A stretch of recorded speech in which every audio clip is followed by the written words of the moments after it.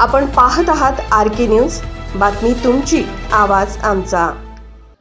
शिक्षणाचे महत्त्व समजून सांगण्यासाठी साराह कॅम्पसने एक रोटी कमी खा पण मुलांना नक्कीच शिक्षित करा या अंतर्गत रविवार दिनांक 11/2/2024 रोजी वैराग रोडवर स्थित खानबाण परिसरातील साराह कॅम्पस येथे एक भाकरी कमी खाणार मुलांना नक्कीच शिकवणार हा कार्यक्रम मोठ्या थाटामाटात साजरा करण्यात आला। कार्यक्रमाच्या अध्यक्षस्थानी हाजी प्राध्यापक यासीन आझम कॅम्पस पुणे, मुख्याध्यापक सरफराज पटेल, दैनिक बंधुप्रेम संपादक हाजी MD शेख, बाबा फैजुद्दीन व इतर मान्यवर अब्रार सद्दाम शेख यांनी पवित्र कुराण पठणाने कार्यक्रमाची सुरुवात केली। बाबा फैजुद्दीन शेख यांनी समाजाला ज्ञान संपादन करण्याची प्रेरणा दिली। त्याचबरोबर इतर विद्वानांनी आपल्या वक्तव्यातून आणि भाषणातून लोकांमध्ये सुधारणा घडवून आणली। प्राध्यापक यासीन म्हणाले, प्रत्येक घरात शिक्षणाचा दिवा लावा, मुलांना शिकवा। शिक्षणाशिवाय विकासाची अपेक्षा करता येत नाही। प्रत्येक पालकाला आपल्या मुलांच्या उज्ज्वल भविष्याची इच्छा असते। एक रोटी कमी खा पण मुलांना नक्कीच शिकवा। शिक्षणासोबत संस्कार देणे अत्यंत गरजेचे आहे, कारण आजही आपले गाव आणि देश शैक्षणिक क्षेत्रात मागे आहेत। आपल्या मुलांना शिकवले पाहिजे, त्यांना शिक्षण देऊ, विकसित देश घडवू। यावेळी मौलाना बिलाल शेख, पत्रकार, औषध निर्माते, व्यापारी, प्राथमिक, माध्यमिक, उच्च माध्यमिकच्या शिक्षक, शिक्षकेतर विद्यार्थी, पालकांसह आदी विद्वान मोठ्या संख्येने उपस्थित होते। प्रस्तावना मौलाना नबी शेख, आभार मौलाना बशीर शेख यांनी केले। अल्लाह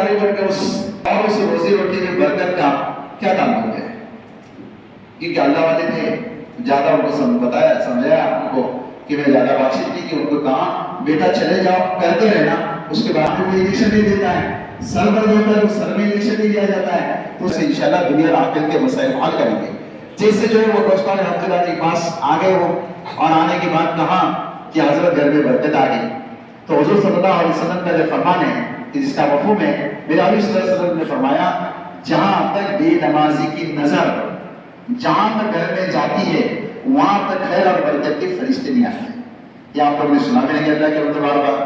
तो उस वक्त में उस बच्चे ने जो है कहा घर में तो सब लोग नमाजी है लेकिन बरकत नहीं आ रही थी, तो ने कहा उसके बाद में क्या हुजूर साहब ने रसूल पाक ने फरमाया, बेटा मैं इसी के लिए तो कहा तुझको कि उनके दरवाजे पर पर्दा नहीं थे सब लोग, लेकिन मसला क्या हो गया था कि बाहर के आते जाते बेनमाजी तुम्हारे घर पर नजर मारते थे, उनकी नजर अंदर तक जाती थी।